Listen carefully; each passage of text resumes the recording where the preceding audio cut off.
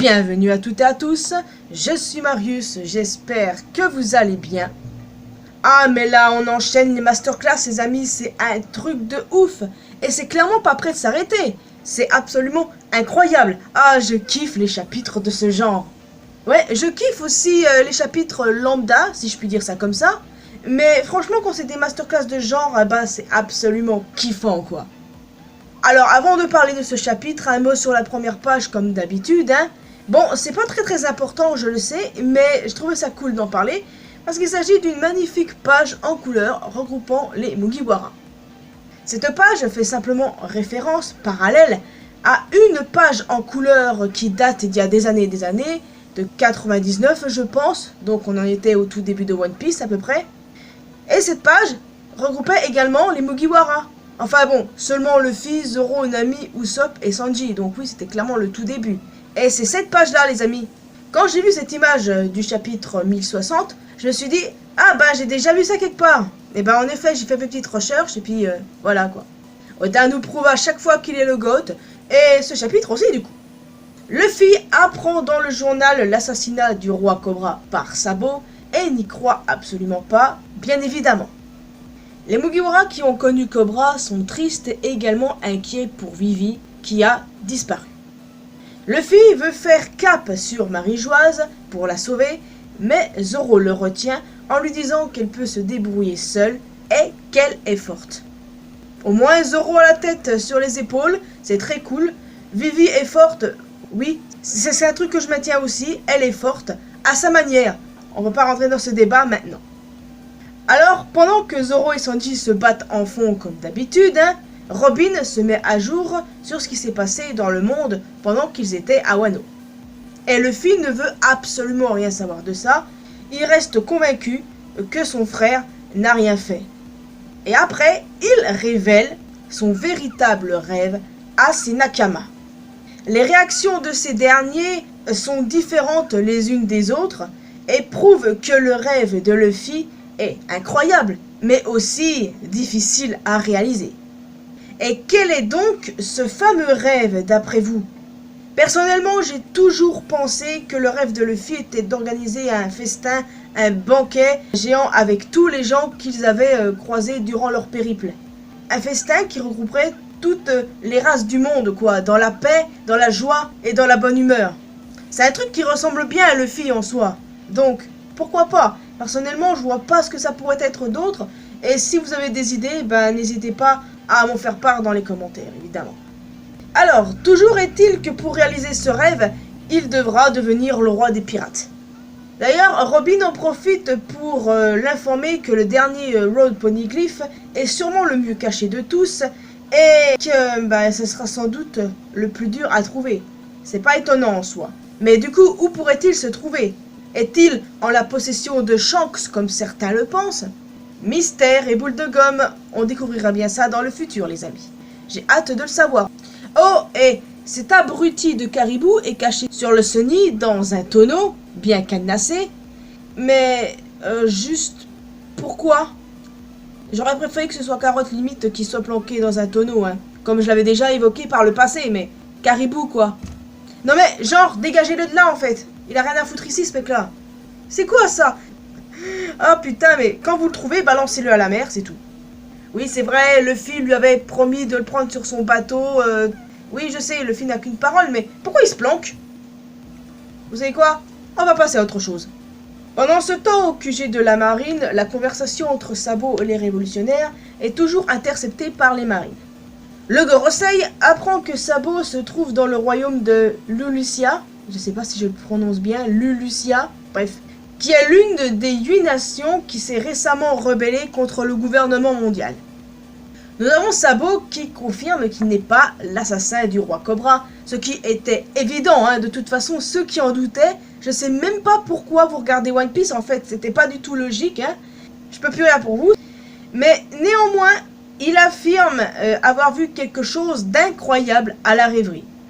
En effet, il a réussi à apercevoir quelque chose dans la fameuse salle du trône et il dit qu'il y a bien un roi du monde.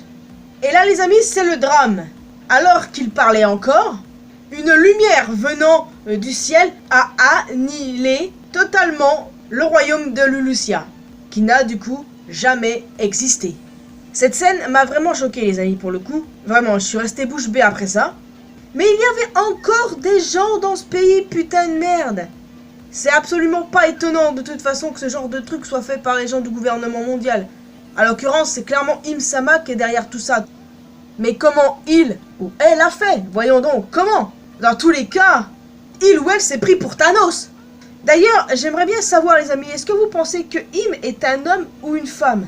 J'aimerais bien avoir votre avis, et moi j'aimerais bien que ce soit une femme. Mais bon, ça c'est un débat pour un autre jour, en soi c'est pas très important son genre, hein. Mais c'est un antagoniste qui va bien faire chier ça. Je suis un petit peu inquiète pour Sabo, mais je me dis non, il peut pas mourir de toute manière. J'espère qu'il va bien. J'ai hâte de le découvrir quoi. Et d'ailleurs, où est-ce qu'est Vivi? J'avais spéculé comme beaucoup que Vivi se trouvait avec Sabo parce que ce dernier l'a sauvée de la tentative d'assassinat du gouvernement. Mais est-ce qu'elle est avec lui? Est-ce qu'elle est cachée ailleurs? Le sort, entre guillemets, de Vivi est inconnu. J'espère qu'on le saura dans les prochains chapitres les amis. J'espère que Sabo va bien, j'espère que Vivi va bien. Plus qu'à attendre savoir la suite de tout ça. Et d'en savoir plus sur Im.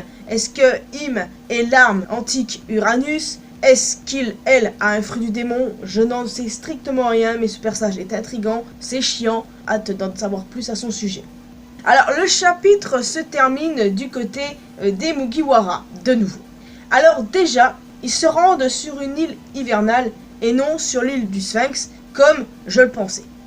Bon, ça va, on verra ça une prochaine fois, tout comme l'arc Elbaf.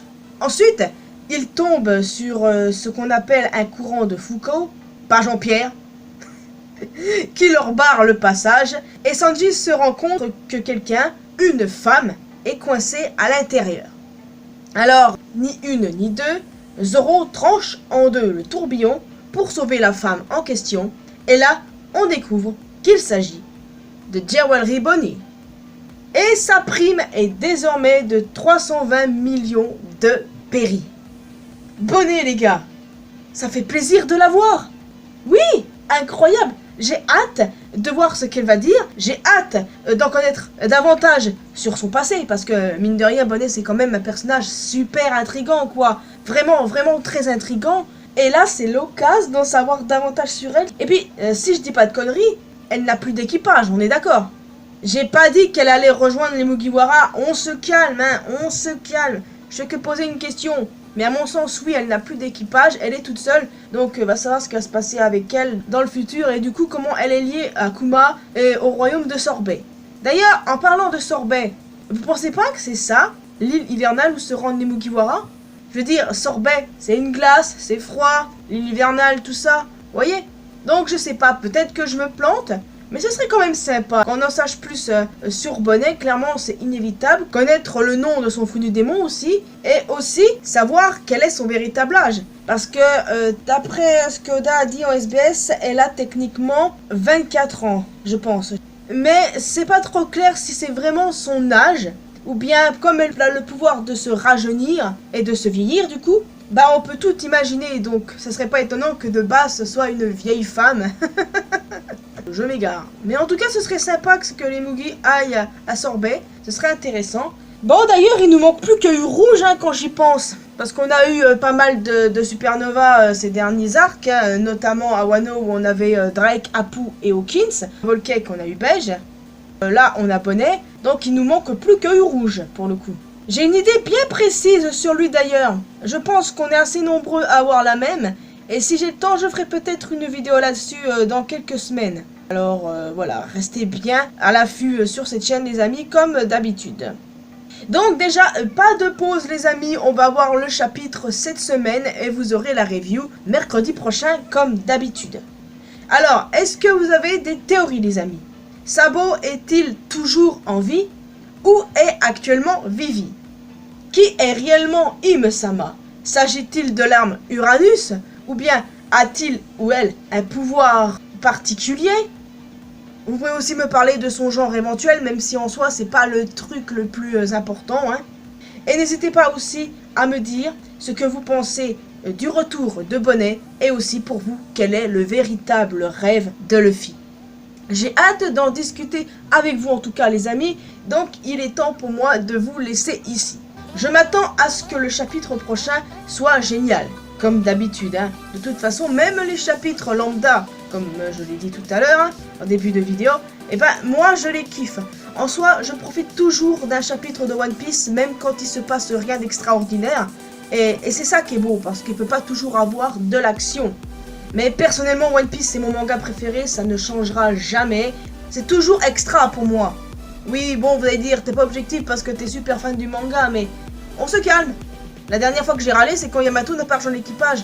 Mais avec du recul, je comprends la logique de Da.